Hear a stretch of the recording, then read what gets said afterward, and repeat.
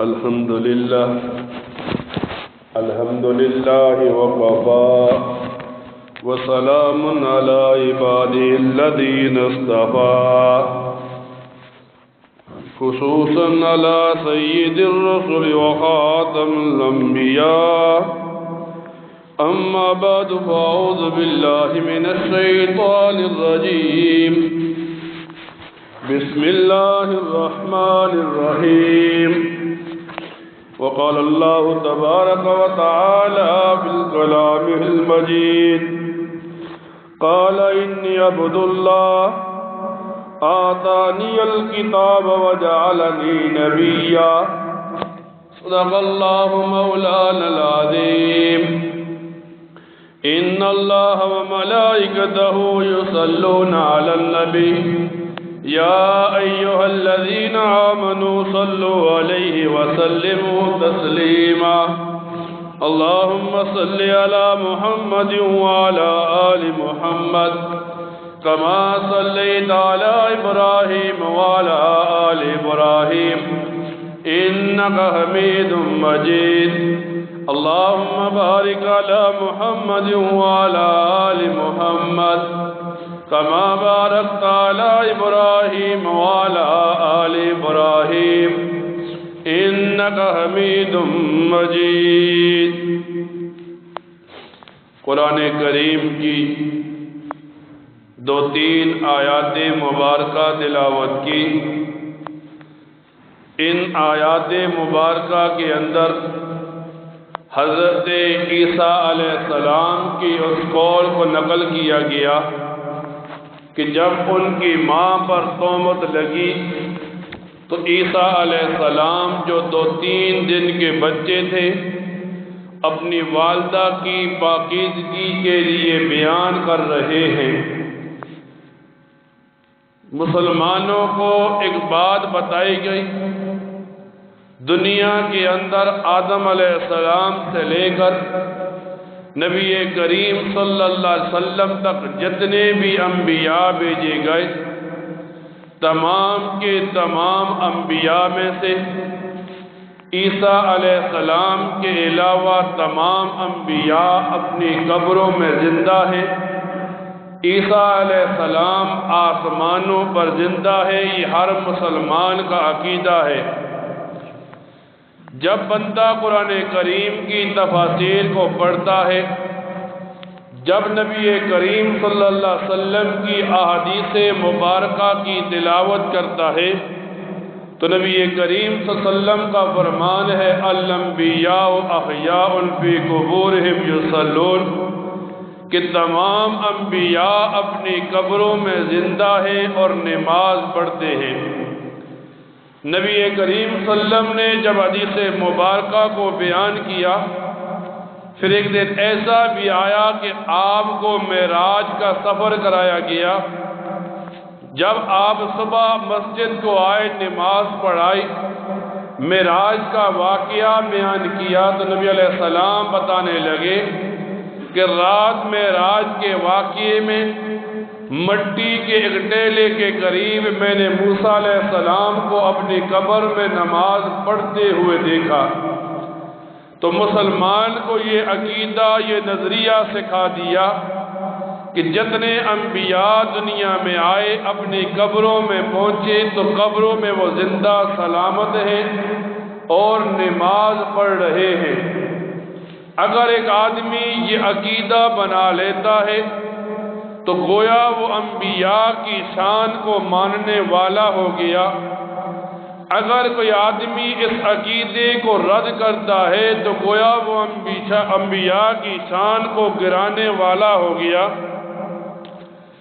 نبی کریم صلی اللہ علیہ وسلم کا فرمان ہے، آپ فرماتے ہیں جب ایک بندہ مدینہ منورہ میں میری قبر پر کھڑے ہو کر مجھے سلام کرتا ہے تو علماء لکھتے ہیں نبی علیہ السلام کو سلام مخاطبت کی حالت میں کرے، جیسے ایک بندہ جو زندہ ہے اس کے ساتھ آپ کلام کر رہے ہیں۔ نبی علیہ السلام فرماتے ہیں جب میرا کوئی امتی میری قبر پر کھڑے ہو کر مجھے سلام کرتا ہے تو میں اس کے سلام کو سنتا بھی ہوں، سلام کا جواب بھی دیتا ہوں، ہاں اس کے کان میرے سلام کو نہیں سن سکتے۔ تو یہ ہر مسلمان کا عقیدہ ہے کہ سارے انبیاء اپنی قبروں میں زندہ ہیں۔ دنیا میں 3 یا 4 قومیں ایسی ہیں جو اس عقیدے کی مخالف نظر آتی ہیں۔ ایک قوم کو یہودیت کہتے ہیں، یہودی کہتے ہیں ہم نے عیسیٰ علیہ السلام کو قتل کر دیا، اب عیسیٰ علیہ السلام قتل ہونے کے بعد زمین میں دفن ہو گئے، عیسیٰ علیہ السلام زندہ نہیں ہیں۔ ایک عیسائی ہیں، عیسائیوں کا عقیدہ یہ ہے کہ عیسیٰ علیہ السلام کو یہودیوں نے ظلماً قتل کر دیا، اس لیے عیسیٰ علیہ السلام مر گئے، دنیا سے چلے گئے۔ ایک قادیانی ہیں جن کا نظریہ یہ ہے کہ عیسیٰ علیہ السلام مر گئے، دوبارہ جو عیسیٰ نازل ہوگا وہ قادیانی کی شکل میں آ چکا ہے۔ تو یہ وہ لوگ ہیں جو دین کے بھی دشمن ہیں، جو اللہ کے بھیجے ہوئے ایمان، اسلام اور شریعت کی بھی دشمن ہیں۔ جب قرآن کریم کو کھولا جاتا ہے، حدیث کی کتابوں کو کھولا جاتا ہے تو ایک واقعہ ملتا ہے۔ سورہ مریم کے اندر ایک آدمی کا ذکر ملتا ہے، ایک پیغمبر ہیں جو دعا کے لیے ہاتھ اٹھاتے ہیں، اگر اللہ تعالیٰ نے مجھے بیٹا دیا تو میں اس بیٹے کو بیت المقدس کی خدمت کے لیے وقف کر دوں گا۔ پھر یوں آتا ہے بیٹا تو پیدا نہیں ہوا، ایک بیٹی پیدا ہو گئی جس کا نام اس نے مریم رکھ لیا، لیکن پریشانی کی حالت میں پھر رہا ہے۔ تو اللہ تعالیٰ نے اسے بتایا کہ آپ نے صرف یہ کہا تھا بیت المقدس کا خادم ہوگا، اب اس میں لڑکا یا لڑکی ہونا اس میں آپ کا اختیار نہیں تھا، آپ اس لڑکی کو بیت المقدس کے لیے وقف کر دیں۔ فرماتے ہیں حضرت مریم بیت المقدس میں ہوتی، صفائی کرتی، آپ کے کھانے پینے کا انتظام کیا جاتا، یہاں تک کہ حضرت مریم جوان ہو گئی۔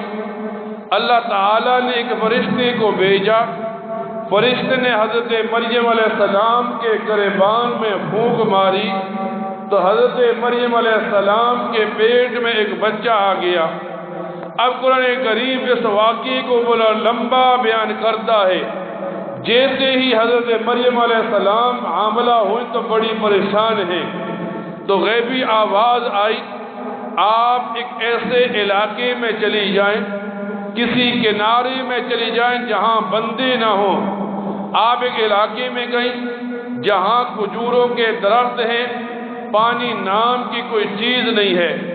تو اللہ تعالیٰ نے اس غیبی آواز نے اسے بتایا جب آپ کو بھوک لگے آپ کھجور کے درخت کو حکم دے گی، یہ درخت آپ کے پاس آئے گا، آپ پر کھجوروں کو گرا دے گا، اب کھا کر اپنا پیٹ بھر لے۔ جب پیاس لگے گی ایک چشمہ جاری کر دیا گیا، آپ اس سے پانی پی لیں۔ پھر یوں آتا ہے قرآن کریم میں یہاں تک کہ حضرت عیسیٰ علیہ السلام پیدا ہوئے، جیسے ہی بغیر باپ کے حضرت عیسیٰ علیہ السلام پیدا ہوئے تو لوگ طعن و تشریح کرنے لگے، لوگ بہتان لگانے لگے۔ اب حضرت مریم علیہ السلام پریشان ہیں تو اللہ تعالیٰ نے بتایا اس ہی 2-3 دن کے بچے کو آگے کرو، یہی اپنی بھی صفائی دے گا، آپ کی پاکیزگی کی بھی صفائی دے گا۔ تو حضرت عیسیٰ علیہ السلام جو 2-3 دن کے بچے تھے، لوگوں نے سوال کیا تو ان کے جواب کو قرآن کریم میں اللہ تعالیٰ نے نقل کیا۔ جب لوگوں نے سوال کیا عیسیٰ علیہ السلام 3 دن کے ہیں اور یوں فرماتے ہیں قال انی عبد اللہ آتانی الکتاب وجعلنی نبیا، میں اللہ تعالیٰ کا بندہ ہوں، وہ اللہ تعالیٰ مجھے کتاب دیں گے، وہ مجھے نبی بنائیں گے۔ اب عیسیٰ علیہ السلام اپنی بھی پاکیزگی کی گواہی دے رہے ہیں، اپنی ماں کی والدہ کی پاکیزگی کی بھی گواہی دے رہے ہیں۔ تو دنیا کے لوگوں کو بتایا گیا اللہ تعالیٰ جب کسی نبی کو بھیجتا ہے اس کے اصول و فروع کو پاک کر دیتا ہے۔ یوں نبی علیہ السلام فرماتے ہیں میری ماں آمنہ سے لے کر میری ماں حوا تک جتنی عورتیں ہیں، میرے باپ عبداللہ سے لے کر میرے والد آدم علیہ السلام تک جتنا بھی یہ سلسلہ ہے یہ سارا پاک ہے۔ تو اللہ تعالیٰ انبیاء کو پاک نسب سے بھیجتے ہیں۔ اب جب عیسیٰ علیہ السلام پیدا ہوئے، جوان ہوئے، نبوت ملی، دعوت دیتے رہے، ایک دن ایسا ہوا یہود اکٹھے ہوئے، عیسیٰ علیہ السلام کو قتل کرنا چاہا۔ ایک آدمی دیوار باندھ کر عیسیٰ علیہ السلام کے گھر میں گیا۔ اب اللہ تعالیٰ نے یہ حکمت کی اس آدمی کی شکل عیسیٰ علیہ السلام جیسی بن گئی اور عیسیٰ علیہ السلام کو زندہ آسمانوں پر اٹھایا گیا۔ جب یہود داخل ہوئے اپنے ہی آدمی کو قتل کر دیا۔ اب جب قتل ہوا قرآن کریم جس واقعے کو بیان کرنے کے بعد یوں بتاتا ہے یہودیوں کا عقیدہ ہے عیسیٰ علیہ السلام قتل کر دیے گئے، عیسائیوں کا عقیدہ ہے عیسیٰ علیہ السلام ظلماً قتل ہو گئے، لیکن مسلمان کا عقیدہ یہ ہے نہیں، عیسیٰ علیہ السلام کو زندہ آسمانوں پر اٹھایا گیا۔ قرب قیامت میں جب قیامت قریب ہوگی اللہ تعالیٰ دوبارہ عیسیٰ علیہ السلام کو بھیجیں گے۔ نبی علیہ السلام یوں فرماتے ہیں جب قرب قیامت ہوگی عیسیٰ علیہ السلام نازل ہوں گے، میری قبر پر آئیں گے، مجھے یا محمد کہہ کر مخاطب کریں گے، میں ان کے اس سلام کا جواب دوں گا۔ اب اس دور کے اندر کچھ لوگوں نے نظریہ بنایا نہیں، قادیانی کی شکل میں عیسیٰ علیہ السلام آ گئے، مر گئے، ختم ہو گئے، اب عیسیٰ علیہ السلام نازل نہیں ہوں گے، لیکن امت کا نظریہ یہی ہے نہیں، تمام انبیاء محفوظ ہیں۔ پھر بتایا گیا جب عیسیٰ علیہ السلام کے پیدائش کے 400 سال گزرے، ایک آدمی نے لوگوں کو بتایا چلو عیسیٰ علیہ السلام کی ولادت کی خوشی منائیں۔ پھر جب بھی 25 دسمبر کا دن آتا ہے عیسائی اکٹھے ہوتے ہیں، ایک دوسرے کو مبارکباد دیتے ہیں، آج ہمارے پیغمبر کی خوشی کا دن ہے۔ جیسے اس امت کے اندر بدعتی لوگ، دین سے ناواقف لوگ، نماز نہ پڑھنے والے لوگ 12 ربیع الاول کے دن عید میلاد النبی مناتے ہیں، اسی طرح وہاں کفر و شرک میں ڈوبے ہوئے عیسائی لوگ 25 دسمبر کو کرسمس منا کر عید کا دن منا لیتے ہیں۔ حالانکہ مسلمان کو پتہ ہو آدم علیہ السلام سے لے کر نبی کریم صلی اللہ علیہ وسلم تک جتنے بھی انبیاء رسول بھیجے گئے، ہر امت کو خوشی کے لیے سال میں 1-2 دن دیے گئے۔ جیسے مسلمانوں کو عید الفطر کا دن دیا گیا، عید الاضحیٰ کا دن دیا گیا، اب مسلمانوں کو بتایا گیا جو عید الفطر منائے گا، جو عید الاضحیٰ منائے گا، وہ تو صراط مستقیم والا ہے، جو 12 ربیع الاول کو نئی عید منائے گا گویا وہ شریعت کا مخالف ہے، گویا وہ دین کا دشمن ہے، گویا وہ سنتوں کا مخالف ہے۔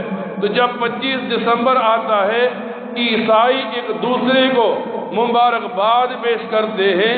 اب یہ عیسائیوں کا اپنا مذہب ہے، ان کو اپنی قبر میں جانا ہے، ان کا آخرت میں اپنا معاملہ ہے، لیکن جب 25 دسمبر آتا ہے مسلمان بھی اس کرسمس کی خوشی میں شامل ہو کر انہیں عید کی خوشی دیتے ہیں۔ اب حدیث کی کتابوں میں یوں آتا ہے، ایک صحابی نبی کریم صلی اللہ علیہ وسلم کے پاس آیا اور سوال کرنے لگا، اللہ کے رسول جو فلاں مقام ہے وہاں میں جانور ذبح کر کے صدقہ کرنا چاہتا ہوں، نبی علیہ السلام نے پوچھا کیا پہلے وہاں کوئی بت تو نہیں تھا؟ بتایا گیا نہیں۔ پھر نبی علیہ السلام نے پوچھا کیا پہلے وہاں کفار عبادت تو نہیں کرتے تھے؟ لوگوں نے بتایا گیا نہیں۔ پھر نبی علیہ السلام نے پوچھا کیا وہاں کفار جانور تو ذبح نہیں کرتے تھے؟ تو بتایا گیا نہیں کرتے تھے۔ تب نبی علیہ السلام نے اس آدمی کو اجازت دی اور امت کو ایک راستہ بتایا کہ غیر کے راستے پر نہیں چلنا، کیونکہ حدیث کی کتابوں میں آتا ہے نبی علیہ السلام فرماتے ہیں جو جس قوم کی مشابہت اختیار کرے گا قیامت کے دن اس ہی میں سے کھڑا کر دیا جائے گا۔ تو آج مسلمان اپنی خوشی کا دن آئے، عید الفطر کا آئے، عید الاضحیٰ کا آئے، پھر تو یہ خوشی منائیں۔ شریعت بھی اس کی اجازت دیتی ہے، دین اسلام بھی یہ راستہ بتاتا ہے، لیکن جب ربیع الاول میں بدعتی لوگ نبی علیہ السلام کی ولادت کی جھوٹی خوشی مناتے ہیں، جسے عیدی میلاد النبی کہتے ہیں، یا 25 دسمبر کو عیسیٰ علیہ السلام کی ولادت کی جھوٹی خوشی مناتے ہیں، ایک آدمی ان میں شامل ہوتا ہے، وہ سوچے کل قیامت کا دن ہوگا، ساری امتیں کھڑی ہوں گی، نبی کریم صلی اللہ علیہ وسلم اپنے حوض پر کھڑے ہوں گے، ہم کس چہرے کے ساتھ جائیں گے اپنی سفارش کرانے کے لیے؟ دنیا میں ہم نے کفار کے ساتھ کھڑے تھے، دنیا میں ہم بدعتی لوگوں کے ساتھ کھڑے تھے، ہم سنتوں کو قتل کر رہے تھے اور بدعات کو رواج دے رہے تھے۔ اسی لیے ایک مسلمان کو تعلیم دی گئی جب بھی کوئی عمل کرے پہلے اس عمل کو جانچنے کی کوشش کرے۔ دیکھیں نبی علیہ السلام نے یہ کام کیا، صحابہ کرام نے یہ کام کیا، اگر نبی علیہ السلام سے کام ثابت ہو گیا، صحابہ کرام سے وہ کام ثابت ہو گیا، پھر جب مسلمان یہ کام کرے گا گویا یہ اپنے لیے جنت خرید رہا ہے۔ لیکن جب اپنی مرضی کا کام شروع کر دے گا جس کو نبی علیہ السلام نے بھی نہیں کیا، صحابہ کرام نے بھی نہیں کیا، گویا یہ آدمی اپنے لیے جہنم خرید رہا ہے، نبی علیہ السلام کی ناراضگی خرید رہا ہے۔ اور یہ امت تو اس آس پر بیٹھی ہے کل جب ہم مریں گے قبر میں جائیں گے، نبی علیہ السلام کی شفاعت کی وجہ سے یہ قبر جنت کا باغ بنے گی، جب ہم میدان محشر میں جائیں گے تو نبی علیہ السلام کی شفاعت کی وجہ سے جنت کا راستہ ہموار ہوگا۔ لیکن یہ سب باتیں کب ہوں گی؟ جب ہم سنتوں پر چلیں گے، جب ہم بدعات کو چھوڑیں گے۔ اللہ تعالیٰ سے دعا کیا کریں اللہ تعالیٰ ان باتوں کو سننے کے بعد ان پر عمل کرنے کی توفیق عطا فرمائے۔ وآخر دعوانا الحمد للہ رب العالمین۔